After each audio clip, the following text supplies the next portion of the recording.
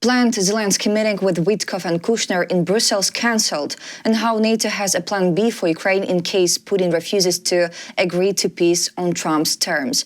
We'll talk about this with Jason Smart, American political strategist. Jason, glad to see you, and thank you for joining us. It's great to see you. Jason, yes, President's special envoy Witkoff met with Russian dictator Vladimir Putin in the Kremlin. Jared Kushner, the U.S. leader's son-in-law, also arrived for the peace plan negotiations. The 5-hour talks ended without results. The Kremlin stated that there is no compromise with the United States on the peace plan and that no meeting with Trump is being prepared. How do you evaluate the recent 5-hour talks in Moscow between the U.S. envoy and Vladimir Putin? What message do you think the Kremlin statement about no compromise sends to the international community? Well, I think that the talks obviously didn't succeed because, as Vladimir Putin said, there's not an interest in compromise. This has been now about, 10 months of these sorts of talks. They've achieved nothing. There's been thousands of hours wasted preparing for them. But the fact is that Russia has not changed. It wishes to continue fighting. It still maintains the same objectives of defeating Ukraine and capturing Kyiv. And so it's sort of unrealistic to expect that anything would come of these talks. It's simply not what the Kremlin is interested in right now. Jason, what do you see as realistic next steps for the U.S. in trying to advance a peace plan for the war? Well, the next steps will be, most likely, unfortunately, I think the United States will try to put more pressure on Ukraine to accept these terms from Russia, because that's what the administration has done so far. It was unlikely that they're going to do much really to stop Russia, but try to rather just force Ukraine to do what they want. But going ahead, it's going to be no different of a result. Today we see that the Russians still wish to continue engaging in this international crime of invading Ukraine, and they will continue doing so until they are stopped. The meeting between Ukrainian President Volodymyr Zelenskyy and the U.S. delegation consisting of U.S. Presidents Special Envoy Witkoff and Jared Kushner, which was supposed to take place in Brussels, has been cancelled. Journalist Alex Raufoglu reported, quote, "The Brussels meeting is called off. According to sources, Zelenskyy is returning home," Raufoglu wrote. Earlier, the assistant to the Russian president, Russian dictator Yuri Ushakov, stated that the American representatives had promised to return to Washington immediately after the talks in Moscow. How do you interpret the cancellation of the Brussels meeting between President Zelenskyy and the U.S. delegation? It's odd. I spoke with Alex this morning about it, actually, the journalist he quoted. It would appear that Putin gave a message to the delegation to take back to Trump directly, and that's the reason that they went immediately to Washington. But I think there's a second aspect of this as well, which is that they realized that the Russian side is not willing to make any concessions, and if they're not willing to make concessions, what is there really to discuss? Apparently they thought there was a higher priority to take this message from Putin back to Trump immediately, because that would be more useful in their time than to go talk with the Ukrainian counterparts or to go meet with NATO, which is also in Brussels. Yuri Ushakov, aide to the head of the Russian Federation, said that they also discussed the prospects for economic cooperation between Russia and the United States, which, according to Ushakov, are enormous. How do you assess the prospects for economic cooperation between Russia and the United States, as mentioned by Yuri Ushakov? How realistic do you think Ushakov's claim of enormous potential is given the current political tensions? Well, I think we have to understand the reality of this, which is Russia is not going to change its position, which is that it wishes to take over Ukraine. So what it's trying to do is convince the West to surrender any of its principles and to go along with its plan in exchange for some sort of financial gain. And that's why they keep bringing up these different opportunities to work together. This isn't really about cooperation. It's more about what are you willing to sell Ukraine for? And if the West is willing to accept an offer which would abandon Ukraine, but somehow, potentially, in the theory, in the future, would lead to some sort of economic gain for the West. But the reality of the matter is that the Russians cannot be trusted, and it would be absolutely absurd to accept any sort of deal that they're offering.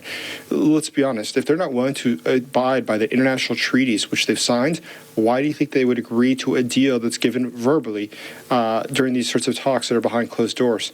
It would be totally foolish. But unfortunately, at this point, those who are leading the negotiations on behalf of the United States are not well experienced dealing with Russian government officials. And so I am not quite sure if they realize this or not. Putin acknowledged the beginning of a downturn in several sectors of the Russian economy. He said there is a slowdown in growth and certain imbalances have begun to emerge in the Russian economy, Putin stated at the plenary session of the Russia Reports Forum. In your view, what could be the main factors behind the slowdown and emerging imbalances? How might these economic challenges affect Russia's domestic policies and public sentiment? So that's really interesting because the fact is the situation is far worse than Vladimir Putin indicated. The fact is that Russia, about 45% of its national budget comes from the sale of oil, of which China and India were about 80 to 85% of all the purchases. But at this point, they're going to stop buying Russian oil. That leaves a huge gap in the Russian budget. Now, currently, they have a deficit of over $100 billion. Keep in mind, the total national budget of Russia is only about $485 billion. So this is a lot of money that's missing. But to keep up with these heightened costs that they have right now for the military, for this war, they are going to have to print more money. And that's why they're going to have an increase in inflation. We've already seen the head of Sberbank, Russia, say that right now the ruble is undervalued. It's about 80 to the dollar, but really it should be devalued and be closer to perhaps 110, 115. So if they're about to cut their currency that much in the next few weeks, that is a massive, massive change. I mean, cutting your currency, 45% in the course of a few weeks will leave a lot of people in abject poverty. And Russia is not a very wealthy country. Most people do just barely get by. But with these sorts of cuts, it will create a truly horrific situation domestically in the country. So going ahead, what does this mean? Well, every political leader, if we want to analyze what he does it due to domestic concerns.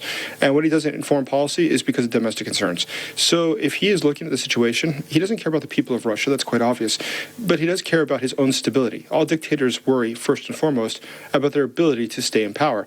And if this is something that would be destabilizing to the Putin regime, that's something that he would try to avoid because he doesn't want to end up like Gaddafi or Mussolini.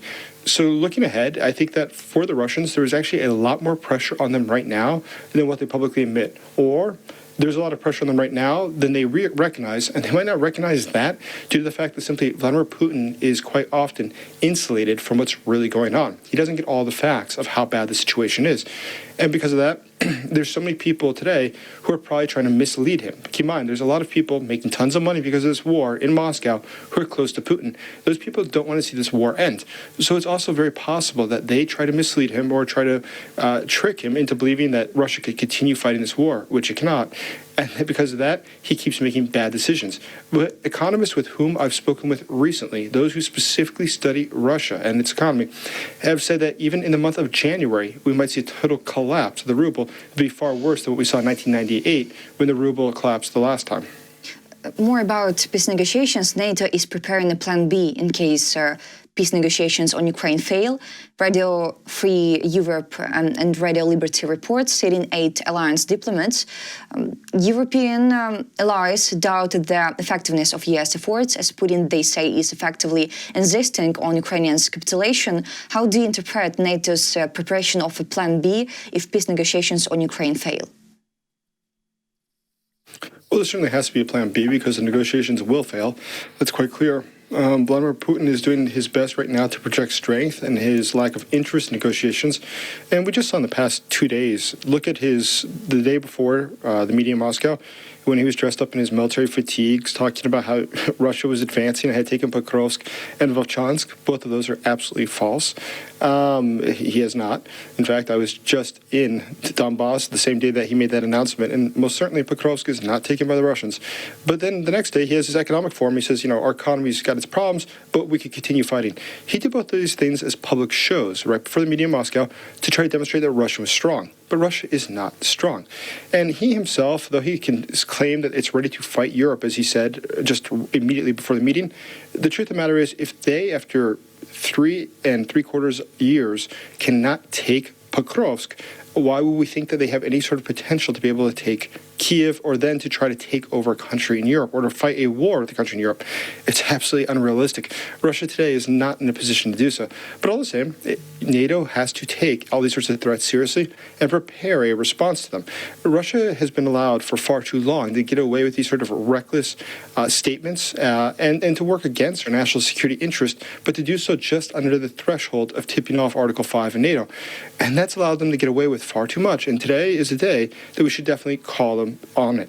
and NATO has the potential to do that. Perhaps the U.S. wants to be less involved, but the other countries in NATO have a moral responsibility and I think legal responsibility to make sure that their citizens are best protected and that Russia as a threat, not just to Ukraine, but is stopped. Jason, Trump's team hopes that a peace agreement will provide Ukrainians with security guarantees, ensuring they are never attacked again, Rubio said. He added that it would also allow Ukrainians not just to rebuild their economy, but to thrive as a nation. How do you assess the statement that a peace agreement could provide Ukrainians with long-term security guarantees? As Rubio said, in your view, what practical measures could ensure that such guarantees are credible and enforceable? Well, first and foremost, I think that, guarantees have to be on paper. That's one. But then they have to be realized. We have to see exactly what these means. Right now, we're talking about a lot of very empty terms. Security guarantees. If it's just a promise that we will potentially help you in the future, or as the White House said 4 days ago, that we'll talk about security guarantees after a peace deal is signed, that's absolutely absurd. I mean, that makes no sense whatsoever. So Ukraine should agree that it will not join NATO. It should agree that it will have a very small military. It would agree that it's not going to get more high-end weapons from the West. And in return, after making those agreements, it can then begin discussing if it will have any protection whatsoever, since we've already taken away its ability to protect itself. That doesn't work. And so I think at this point, it's becoming increasingly absurd what we're seeing. It's almost Kafkaesque to see how the White House is turning this over, trying to find a solution, when obviously there is no solution here. The Russians simply want the United States to force Ukraine to do things that Russia can't do for itself. For instance, take over the rest of the Donbass. Russia has lost over 1,100,000 soldiers. It's blown incredible billions of dollars in this war and has not been able to take all of Donbass. So if it can't do that, what's it hope? Well, it goes to Washington and says, listen, we want to get the rest of Donetsk territory. So why don't you just give it to us? How does that make any sense? That makes no sense whatsoever. That Russia can't do it for itself, so it has to rely on Washington to give them a hand. But in the end, it doesn't really want to make a deal right now. What it really wants to do is get Washington to put pressure on Kiev. Thereby, the Ukrainians, they hope, will agree to, giving up territory or these other demands, or at least part of them. And so when the negotiations eventually do start at some point in the future, real negotiations, they'll say, well, that's the starting point, because we already agreed on those items, and now we'll just continue from there. This is just a traditional Russian way of negotiating. This is the exact same way the Soviet Union operated. There's nothing new here. So we have to be realistic about what's coming up. Ukraine needs to have security guarantees, and the United States, which keeps interjecting itself here as a broker of peace, which was not requested by Russia, nor by Ukraine, nor by the Europeans. Nobody has requested Washington to be involved in all these negotiations. They chose to be here. And they're not giving any money in this, so they have no skin in the game. But if they continue to interject themselves to try to make a peace, or force a peace, I should say, then they have to also take some responsibility for it and say, fine, we'll also be in charge then of guaranteeing this peace. But if they're not willing to do that, what is their role in this exactly is totally unclear to me. Jason, Chinese Foreign Minister Wang Yi held talks with Lavrov in Moscow during the visit of the American delegation. How important is China's position in shaping potential peace negotiations or economic cooperation between Russia and the West? What do you think are the strategic interests China is pursuing in engaging directly with Russia at this time? Well, so China is probably a country that realistically could get a peace deal done. And the reason is very simple. They have the economic might necessary to put real pressure on Russia. The United States at this point doesn't. China does. And China's trade with Russia is significant. I mean, it's only about 4% of all of Chinese exports go to Russia. But the flip side of that, the largest trade partner for Russia is China. They need China. They desperately need China. And at this point, it's very realistic that the Chinese, if they chose to, could put the pressure necessary to change the current situation. But they're not doing that. And the reason is simple. It's in their interest right now to see a totally degraded Russia, a Russian military that's completely beat, but also to see an economy that is destroyed, which allows them to buy up assets. There's a lot going on here, which is also serving the Chinese national interest. Now, going ahead, I think that the Chinese are in that unique position. Whether they'll use it is probably improbable at this point, unless they see something that China gains in making a peace deal. But either way, I think it's very important to note that during the negotiations, European representatives were not brought into the negotiations. The Chinese, they were. So it says a lot about who's playing what roles here. French President Emmanuel Macron, in the midst of his own political career challenges, is flying to Beijing on Wednesday, where he will attempt to convince Chinese leader Xi Jinping that Europe still has a voice in global affairs. on par with Donald Trump's America and Vladimir Putin's Russia. His chances of success are minimal, experts say. How do you assess President Macron's upcoming visit to Beijing in terms of Europe's influence in global affairs? How significant is Europe's voice compared to the US and Russia in current international diplomacy? So China obviously is a significant country. There's no doubt about that. But it's also very important to note about China is that Macron has been talking about this since about 2023, is when he started talking very often about the need to bring China into the peace negotiations. Now, China's influence, like any, I guess, continent or any group of countries, is going to have a regional influence that's greater than its global influence. So in the case of China, obviously the influence in Asia is very, very large. But in Asia, the largest country physically is Russia. And so when you look at these two countries and where their interests overlap, for instance, I cited oil, China is extremely important for Russia's economy. And that's why today, if we're trying to have an influence over Russia, we have to understand who has the actual capacity to affect change in that country. And that would be China. France does not have that, and no other European country does, for that matter. So the sanctions we do and everything else are very good. They're very important. We should continue doing them. But at the same time, it's China that can have the most direct impact on Russia's future, if it chooses to. So I think Macron will probably not be very successful. I hope he is, of course, but I don't think he will be, simply because China at this point, it appears, sees that there is something to gain by allowing this to play out further.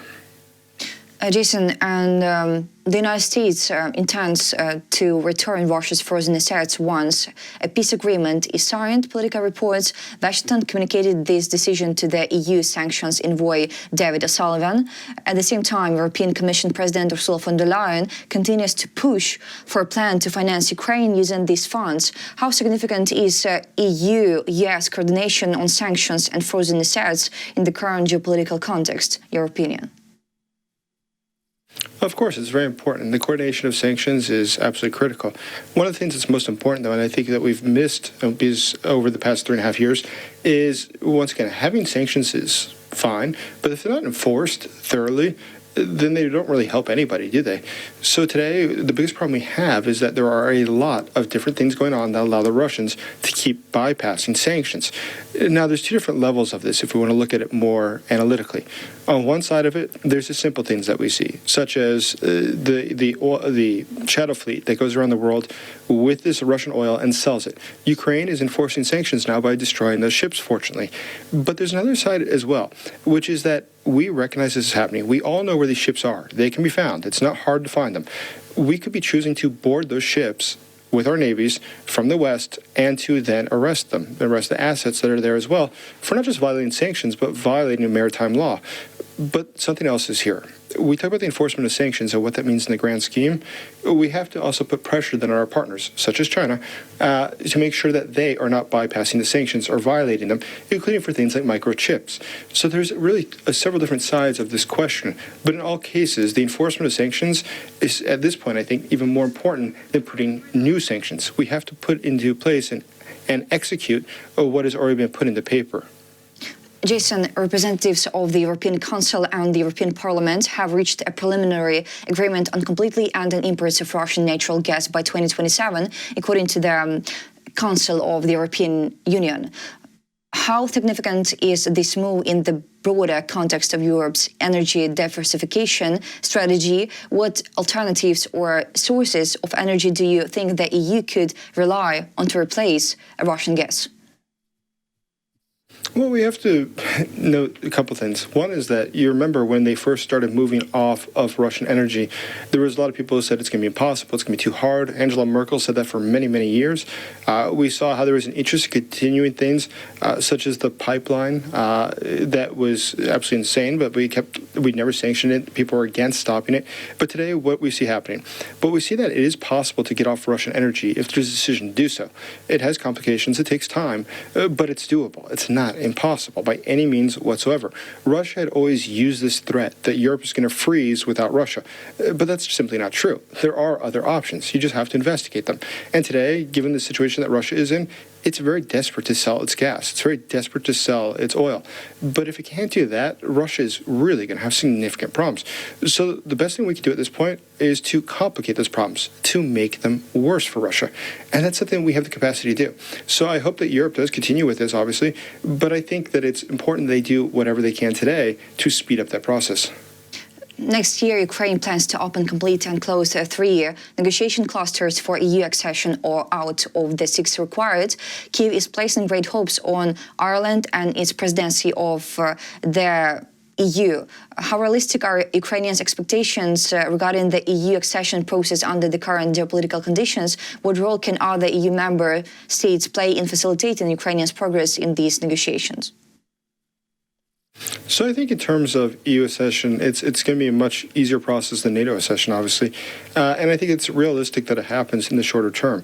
There's a few different things going on. There's a few different factors. And some of the countries of the EU who are not anxious to invite in Ukraine due to either economic reasons or due to domestic political reasons and populism that they don't want to see that. But the reality is, going ahead, I think that it's going to become more and more likely in the near term. Jason, thank you so much for this conversation and your thoughts. Today we were joined by Jason Smart, American political strategist. Jason, thank you for supporting Ukraine and see you. Thank you.